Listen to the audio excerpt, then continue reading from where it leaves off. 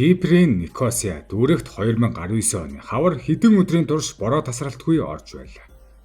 Мецеро тосгоны ойролцоох эртний зэсийн уурхаануудаар хүрээлэгдсэн толгодын хөрс усанд бүрэн орж газрын гүндэх усны түвшин нэмэгдэж байв. Олон 10 жилийн өмнө үйл ажиллагаагаа зогсоосон уурхаан босон амнууд руу үерийн ус нэвтэрч олон жил хөдөлгөөнгүй байсан нуранг хог хаягдлыг зөөж сулруулан зарим зүйлийг газрын гадаргалуу түлхэн гаргаж байсан. Гэхдээ энэ бүхнийг хинч ажиглаж байсангүй. Үнэн дээр маш удаан хугацаанд хинч анзаараагүй байлаа. 4-р сарын 14-ний өдөр нэгэн герман ир хуучин уурхаан босон амны ойролцоо алхаж явжээ. Тэр гартаа камер барьсан эргэн тойрны байгалийн зургийг авч байв. Тэгээд уурхаан нэг босон амны аман дээр тэрээр байх ёсгүй нэгэн зүйлийг олж харжээ. Тэр бол цогц байсан эмэгтэй хүний цогц. Нүцгэн хүлэгдсэн ялзарч муудсан цогц. Тэр даруй цагдаа дуудлага өгсөн. Хэргийн газарт ирсэн цагдаа нар эмэгтэйг хэн болохыг мэдэхгүй байв. Тэр хэр удаан хугацаанд тэнд байсан, хэн түүнийг тэнд хайсан. Яагаад гэдгийг ч мэдэхгүй. Гэвч бороотой нэгэн үдээс хойш санамсаргүйгээр газрын гадарга дээр гарч ирсэн тэр ганц цогцос Киприйн орчин үеийн түүхэн дэх хамгийн аимшигтай хэрэгүүдийн нэгийг илрүүлэх эхлэл болсон юм. Энэ бол алдартай Мецерогийн аллагуудын хэрэг. Мөрдөн байцаагчдын хийх ёстой хамгийн ихний зүйл бол цогцсны нэрийг тогтоох байлаа. Цогцос маш их муудсан учраас шууд таних боломжгүй байв. Гэвч шүүх хэмнэлгийн шинжилгээ болон сургаггүй алга болсон хүмүүсийн бүртгэл эцэст нь хариултыг өгч. Түүний нэрийг Мэри Роуз Туберсио гэдэг байв. Тэр 39 настай Филиппин улсын иргэн бөгөөд Киперт гэрийн үйлчлэгчээр ажилладаг байж. Түүнийг 2018 оны 5 дугаар сард буюу бараг 1 жилийн өмнө орц сургаггүй алга болсон гэж бүртгэсэн байлаа. Гэвч бүтэн 11 сарын турш тэрээр нийслэлээс ойролцоогоор 20 милийн зайд орших үер давтсан уурхаан босон амны ёроолд хэнд ч мэдэгдэлгүй хэвтэж байж. Эцэст нь Мэри Роуз Туберсиог цагдаагийн мөрдлөг биш бороо олсон юм. Яагаад хинч түүнийг хайгаагүй юм бэ? Энэ асуултыг санаад аваарай. Учир нь энэ хэрэг цааш улам томрох болно. 4-р сарын 20 Мэри Роузын цогцолсон тэр уурхаан босон аманд эрлийн багийнхан ажиллагаагаа үргэлжлүүлсээр байсан. Тэгээд тэд 2 дахь цогцыг гаргаж иржээ. Дахин нэг эмэгтэй мөн Филиппин улсын иргэн бас л гэрийн үйлчлэгч. Түүний нэрийг Ариане Паланас Лазано гэдэг байв. Тэр 28 настай байсан. Нэг газар 2 эмэгтэй, 2 гадаадын иргэн, хоёулаа гэрийн үйлчлэгч. Тэгээд удалгүй 2 эмэгтэй хоёулаа боомлуулж амиа алдсан нь тогтоогдов. Энэ бол зүгээр нэг эмгэнэлт явдал байхаа болсон. Нэг эмэгтэй нас барсан бол өвнийг эмгэнэлт явдал гэж нэрлэж болох юм. Харин нэг нүхнээс 2 эмэгтэй цогц олдож байгаа нь хэв маяг байлаа. Хин нэгэн энэ газрыг зориуд сонгосон, хин нэгэн энэ газрыг нэг бус удаа ашиглаж. Хин нэгэн эдгээр эмэгтэйчүүдийг хөнгүү шахам газар байрлах хуучин урхаалуу зөөж яваачаад харанхуйлуу хайсан байна. Тэр хүн хизээж хинч тэднийг хайхгүй гэж бодсон. Түүний ч зүв байсан. Учир нь энэ 2 эмэгтэй хоёулаа сургаггүй болсон тухай бүртгэгдсэн байсан ч хинч тэднийг ирж хайгаагүй байсан. Яагаад ийм зүйл болсон гэдгийг ойлгохын тулд эдгээр эмэгтэйчүүд ямар нөхцөлд амьдарч байсныг ойлгох хэрэгтэй. Кипр бол 2004 оноос Европын холбооны гишүүн болсон газар дундын тэнгисийн жижиг арал улс. Европын холбооны гишүүн болсон нь Филиппин, Непал, Румын, Шри-Ланка, Вьетнам зэрэг орнуудаас жил бүр хэдэн 10 мянган эмэгтэй Киперт ирж айл өрхүүдэд ажиллах нөхцөлийг бүрдүүлсэн. Гэхдээ үүний цаана нэг том асуудал байлаа. Тэдний виз ажил олгогчтой нь холбоотой байсан. Өөрөөр хэлбэл гэрийн үйлчлэгч эмэгтэй визтэй байх эсэх нь ажил олгогчоос хамаарна. Эдгээр эмэгтэйчүүд маш эмзэг байлаа. Ихэнх нь Киперт олон танил холбоос сүлбээгүй. Тэдний оршин суух эрх байнга юм биш. Тиймээс тухайн үед ийм эмэгтэйчүүдийн нэг нь сургаггүй алга болоход цагдаа нар бэлэн хариулттай байдаг байж. Тэр ажил олгогчоо сольсон өөр газар руу явсан. Эсвэл энэ хэргийн туршид хамгийн их давтагдсан нэг өгүүлбэр бол тэд хойд зүг рүү явсан гэх. Сургаггүй болсон эмэгтэйчүүдийг арлын хойд хэсэгт орших салан тусгаарлсан Туркийн хяналтанд байдаг нутаг дэвсгэр рүү зүгээр л хил даван орсон гэж үздэг байж. Киприйн цагдаагийн хувьд энэ нь маш тохиромжтой хамаг байлаа. Учир нь арлын 2 хэсэг тусдаа цагдаагийн байгууллагатай, тусдаа хууль эрх зүйн тогтолцоотой бөгөөд хууль сахиулах байгууллагуудын хоорондын хамтын ажиллагаа тийм ч сайн биш байв. Тиймээс хүн хил давсан л бол өөр хууль эрх зүйн бүсэд ордог. Тэр хойд зүг рүү явсан гэдэг тайлбар нь Киприйн эрх баригчдад ямар ч нотлох баримт шаардахгүйгээр алга болсон хүний асуудлыг тайлбарлах боломж олгож байлаа. Нэмэлт мөрдөн шалгалт хийх шаардлагагүй, дахин асууж лавлах шаардлага байхгүй. Олон жилийн турш нэг хэргийг нөгөөгөөр нь дарах боломжийг олгосон энэ тайлбар эцэст нь асар том асуудлыг дадлалсан байж. Гэвч энэ удаа цагдаа нарт тодорхой нотлох баримт байсан. Эдгээр хоёр эмэгтэй хойд зүг рүү яваагүй. Учир нь энэ удаа тэдний цогцос байсан. Түүнчлэн эмэгтэйчүүдийн нэгнийх нь утасны мэдээлэл мөрдөн байцаалтанд маш чухал ач холбогдолтой болох байв. Арианагийн цогц олдохоос өмнө мөрдөгчид Мэри Роусын харилцаа холбооны мэдээллийг шалгаж эхэлж. Тэнд нэг харилцаа онцгой анхаарал татсан байна. Тэрээр болзооныхоо үеэр танилцсан нэг эртээ ойролцоогоор 6 сарын турш мессежээр харилцаж байж. Тэдний харилцдаг байсан Баду болзооны аппликейшн дээр харилцдаг эрэгтэйгийнх нь хэрэглэгчийн нэр бүрд сонирхолтой байлаа. Тэр бол Orestes 35. Грекийн домог зүйд Орист бол эцгийнхээ мөшөөг авахын тулд өөрийн эхийг хөнөөдөг хүүхэд. Тэр эрэгтэй энэ нэрийг зориуд сонгосон эсхийг хинж мэдэхгүй. Гэхдээ цахим мөрөн мессежүүдээс шууд бодит хүнлүү хөдөлж.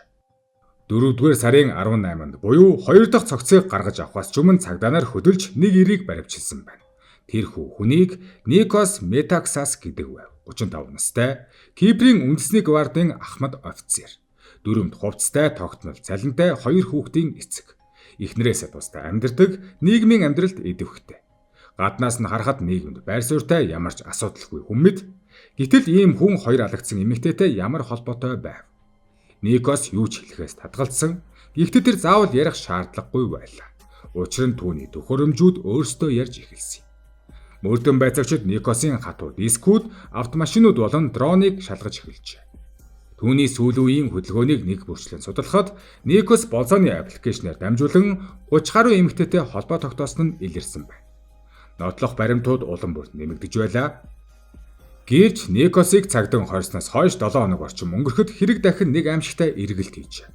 Николос өөрийг нь харж байсан цагдаа нарт би өөдөж байна гэж хэлсэн байна. Тэгээд үзэг цаас хүссэн байдаг. Дараа нь тэр цаасан дээр 10 худас зүйл бичсэн байна. Тэр 10 худас мөрдөн байцаагчдад нэг зүйлийг хэлсэн. Тэдний олсон 2 эмэгтэй бол ердөө хоёрхан хохирогчд биш байв. Тэр залуу өөр эмэгтэйчүүдийг ч мөн хөнөөж. Тэдний цогцыг өөр газарт хаясан байлаа. Никос мөрдөгчдийг бусад цогцсоогаа газруудад өөрөө дагуулж очих санал тавьж. Ингээд 7 хоног үргэлжлэх цогцос хайх ажиллагаа эхэлсэн байна.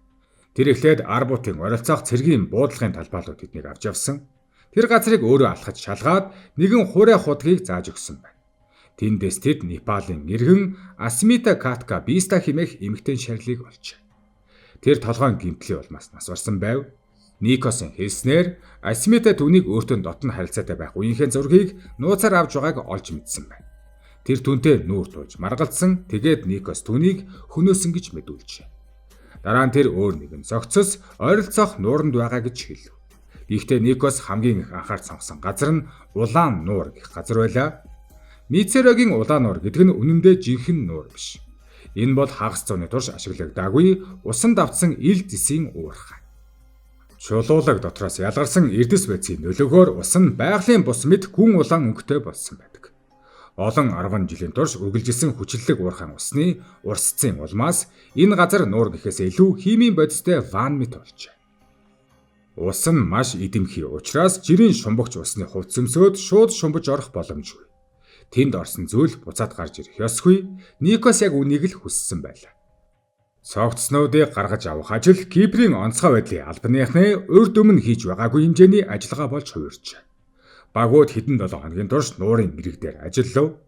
Робот камер болон төхөөрөмжүүдийг улаан ус руу буулган ёроолд нь юу байгааг зураглаж байлаа. Учир нь шумбагчид зөвхөн тусгай хамгаалтын хувцс өмссөн үедээ ус руу орж чадах бөгөөд усны нөхцөл тэднийг удаан хугацаагаар ажиллах боломж олгохгүй байсан. Өдөр бүр тэд шаварлаг харанхуй усны гүнд байх ёсгүй зүйлсийн хэлбэрийг хайж байлаа. Тэд эхлээд нэгэн чемоданыг олсон. Хэрэг улан бүр томорж байгааг ойлгосны дараа Скотланд Яардын шинжээчд болох Их Британий шүүх эмнэлгийн мэрэгчлэтнүүд Киперт ирсэн байна. Тэд Никосын зааж өгсөн 4 газарт бүгд нь ажиллав. Уурхайн босоо ам цэргийн буудлагын талбай болоод 2 нуур. Тэдний нэг том зорилго бол хэн ч хэлхийг хүсэхгүй байсан асуултын хариуг олох явдал.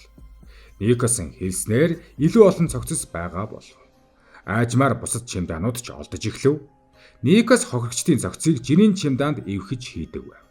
Дараа нь чимдаан бүрийг цемент блокоор хөндрүүлж хинч хизэж хайхгүй гэдэгт итгэлтэй байсан усанд живэлдэг байж. Нэг чимдаан дараа нь дахиад нэг. Тэдгээрийг тусгай торонд хийж маш болгоомжтойгоор дээш гаргана. Дараа нь эмгэг судлаачдад шилжүүлэн гэж нуурын ус цогцснуудад маш их гэмтэл учруулсан тул анхны шинжилгээгээр хэн болохыг нь тогтоох боломжгүй байлаа. ДНХ-гийн шинжилгээл тэдний нэрийг буцааж өгсөн. Чимдаанууд дотроос Ливия Флорентина Буни 36 настай Румын улсын иргэн, мөн түүний 8 настай охин Елена нарын цогцос гарч ирв. Энэ хоёр 2016 оны 9-р сард алагдсан бөгөөд Никосын үйлдэлд батлагдсан анхны хохирогчд байж. Улаан нураас гаргасан 3 дахь цогц нь Филиппин улсын иргэн 30 настай Мэри Кар Валдас Аркеоло байлаа. Тэр 2017 оны 12 дугаар сараас хойш сургаггүй болсон байж. Тэдний 3 нь бүгд доромжлуулж боомлуулж амиа алдсныг тогтоогдов. Гэвч нэг цогцос үлдсэн байлаа. Мэри Роуз Туберсогийн 6 настай охин Сиера. Никос эхэндээ Сиераг өөрөө хөнөөгөөгүй гэж мэдүүлсэн байдаг. Түүний хэлснээр охин өөрийн бөөлдсөн зүйлдээ хагаж нас барсан бөгөөд тэр айсандаа цогцыг нь нуусан гэж. Гэвч тэр мөрдөгчдөд Сиерагийн цогцос хаана байгааг эхэндээ зориуд буруу хэлж ирлийг хойшлуулсан байна. Эцэст нь Сиерагийн цогцыг Селетосын оролцоох Меми нураас олж. Тэр ч мөн боомлуулж амиалдсан байв. Ингээд нийт хохирогчдын тоо 7 болсон. 5 эмэгтэй, 2 бага насны охин. Мөрдөн байцаагчдад энэ хэргийг сураггүй алга болсон хүмүүсийн бүртгэлтэй тулган шалгахад цуврал аллахын мөрдөн байцаалтыг үндэсний хэмжээний дуйлан болгон хувиргах нэгэн зүйл илэрсэн байна. 7 хохирогчийн 6 нь өмнө нь сураггүй болсон гэж бүртгэгдсэн байж. Эдгээр эмэгтэйчүүд охтын эргэн тойронд байсан хүмүүс хийх ёстой бүх зүйлээ хийсэн. Тэд эрх баригчдад хандсан. Гэвч эрх баригчид юу ч хийгээгүй. Алдаа нь жижиг зүйл биш байлаа. Зарим тохиолдолд цагдаа нар сураггүй болсон эмэгтэй утас одоо хүртэл асаалттай байгаа эсхийг шалгаагүй байдаг. Нэг хэрэг дээр алга болсон тухай мэдээлэл өгснөөс хойш ойрын хүнээс нь мэдүүлэг авах хүртэл 3 сар өнгөрсөн байв. Эдгээр эмэгтэйчүүд пассвортаа гэртээ үлдээсэн байсан. Алга болсныхаа дараа тэдний хинэнч банкнаас мөнгө аваагүй. Тэд зүгээр л өөр газар руу явчихсан биш гэдгийг илтгэх ёстой бүх зүйл бичиг баримт дээр байсаар байж. Дэвиа болон түүний охин Елена 2 2016 оны 9-р сард сураггүй болсон. Ливиягийн найз 7 хоногийн дотор түүнийг сураггүй болсон тухай мэдээлсэн байдаг. Орон нутгийн нэгэн сэтгүүлч энэ хэргийг өөрөө шалгаж цагдаагийн байгууллагаас хариу авахын тулд хангалттай хүчтэй шахалт үзүүлсэн байна. Цагдаа нар түүнд Ливия болон Елена 2 хойцог руу хилд авсан гэх үзэх хангалттай үндэслэл байгаа гэж хэлжээ. Гэхдээ үнийг батлах ямар ч нотлох баримт гаргаж өгөөгүй. Хэрвээ цагдаа нар энэ 2 хүний аллах болсон хэргийг үнэхээр шалгасан бол Никосыг 5 хүн нэмж хөнөөхөөс өмнө баривчилж болох байсан баг. Мөн алагдсан Аренагийн сураггүй болсон тухай түүний ажил олгогч өөрөө мэдээлсэн. Тэр ажил олгогч нь Киприйн цагдаагийн байгууллагын өндөр албан тушаалтан байсан. Гисэн ч энэ нь хэргийг урагшлуулахад хангалтгүй байлаа. Алуурчин Никос олон жилийн турш илэрлэгүйгээр аллах үлдэж чадсан шалтгаан нь ердөө л энэ байсан. Тэр гэрийн үйлчлэгч эмэгтэйчүүдийг зориуд бай болгож байж тэд ажил олгогчийн гэрт амьдардаг. Нийгмийн хүрээлэл нь маш нарийн. Кипр дэх харилцаа холбоо нь ихэвчлэн ганцхан хүн буюу ажил олгогчтойгоо холбогдсон байдаг. Тиймээс тэд гинэд алга болбол хүмүүс тэднийг зүгээр л өөр газар явсан гэж чимээгүйхэн үзэхэд хангалттай байлаа. Гэхдээ Никосын өгөөгүй нэг хариулт үлдсэн байв. Тэр яагаад үүнийг хийсэн бэ? 2019 оны 6 дугаар сарын 24. Хотын ирүүгийн хэргийн шүүх Никосыг өндөр хамгаалтан дор шүүхэд авчирсан бөгөөд тэр өмгөөлөгчүүгээр шүүх хуралд оролцжээ. Түүнд 7 удаагийн урьдчилан төлөвлөсөн хүн амны хэрэг мөн хүн хулгайсан хэрэгүүдийг уншиж танилцуулсан байна. Тэгээд тэр шүүхийн танхимд уйлан сэтгэл хөдлөлөө барьж чадсангүй. Түүнд үг хэлэх боломж олгоход Никос хийсэн зүйлээ жигшүүртэй гэмт хэрэгүүд хэмээн нэрлэжээ. Тэр яагаад ийм зүйл хийснээ бүрэн тайлбарлаж чадахгүй гэж хэлсэн байна. Өөрөө ч үнийг ойлгох гэж хичээж байсан гэж. Харин хүүхдүүдийн тухайд тэр өөр нэгэн тайлбар хэлсэн байна. Түүний хэлснээр охтын эхчүүд хүүхдүүдээ бэлгийн мүжлэгт оруулах гэж байсан гэж тэр сэжиглсэн учраас охтыг хөнөөсөн гэж. Тэр хүүхдүүдийг хөнөөсөн нь эхчүүдийг шийтгэж хүүхдүүдийг чөлөөлсөн хэрэг байсан гэж тайлбарласан байна. Гэвч прокурорууд энэ тайлбарыг шууд няцааж.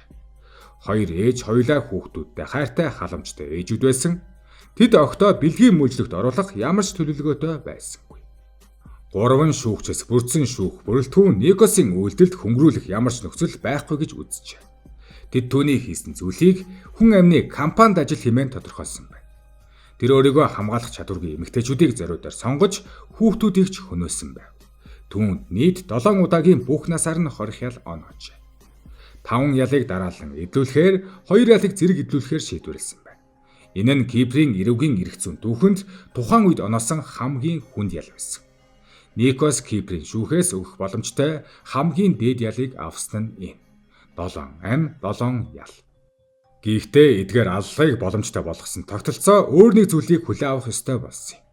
Хэрэг илэрхийн хэрээр энэ бүхнийг өөр өнцгөөс харахад хүргэх нэгэн тоо гарч ирсэн.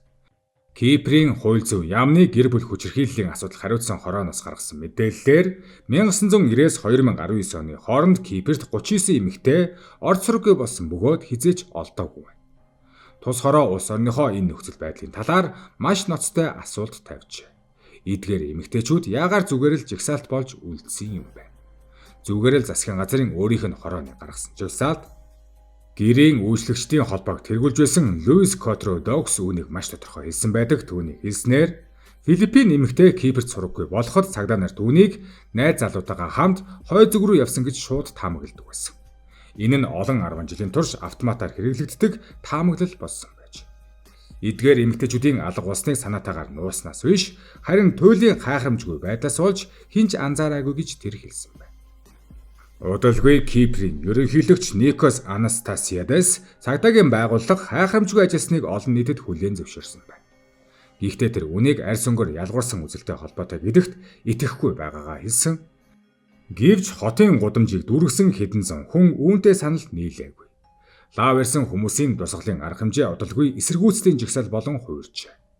Гашуудлан огцрохыг шаардах, үнэнтэй нүүр тулах шаардлага болон өөрчлөгдсөн. Эдгээр эмэгтэйчүүдийг алга болгоход хүргэсэн ялгуурлан гадуургалтыг шударгаар хүлээн зөвшөөрөхийг хүмүүс шаардсан. Эхэндээ энэ шаардлага үр дүнд хүрсэн. Хууль зүйн сайд Йонас Николау огцорж цагдаагийн газрын дарга Захариас ерөнхийлөгчийн шийдвэрээр ажлаасаа халагдсан байна. Мөн цагдаагийн 15 алба хаагчийг үүргээ биелүүлээгүй хэрэгээр эрүүгийн хариуцлага татахаар шилжүүлжээ. Гэвч 2021 онд тэдгээр цагдаагийн ажилтнуудын талаарх мөрдөн шалгалт дуусахад хэрэг үүсгэн үргэлжлүүлэхэд хангалттай нотлох баримт байхгүй гэж дүгнсэн байна.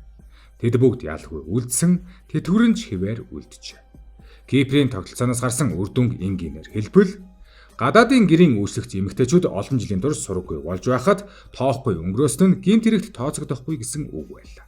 5 эмэгтэй 2 хүүхэд 7 хүн амь алдсан. Гэвч цагдаагийн ажилтнууд ажлаа хадгалж үлджээ.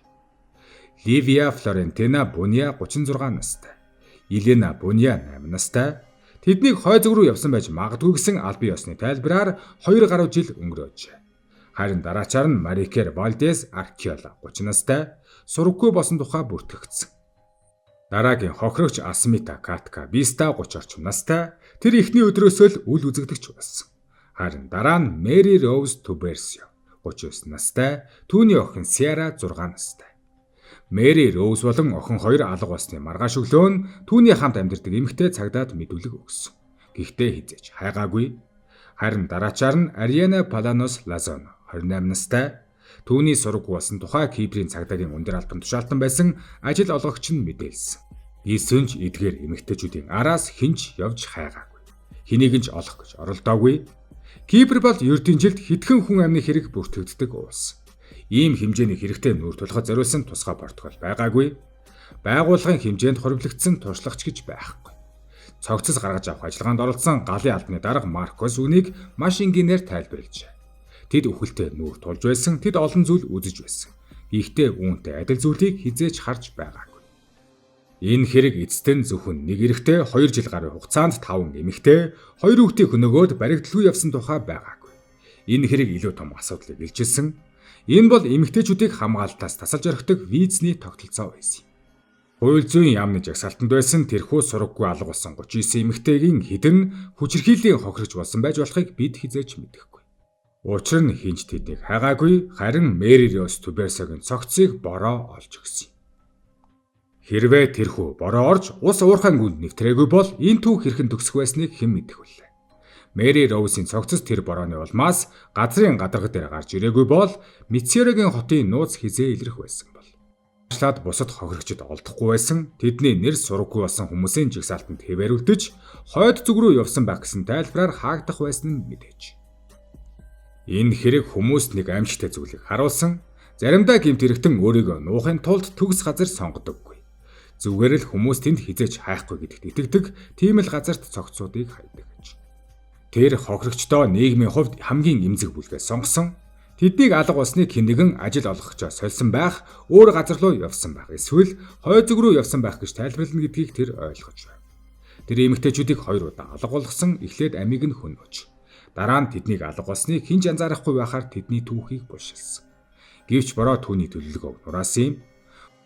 Энэ хэргийн хамгийн эмгэнэлтэй хэсэг нь зөвхөн 7 хүн амиа алдсанд биш. Тэдний 5 гэрийн үйлчлэгч эмэгтэйчүүд байсан. Өөр улс орноос Кипрт ажиллахаар ирсэн гэр бүлээсээ хол нийгмийн хүрээлэл багтай, оршин суух эрх нь ажил олгогчоос хамаардаг эмэгтэйчүүд.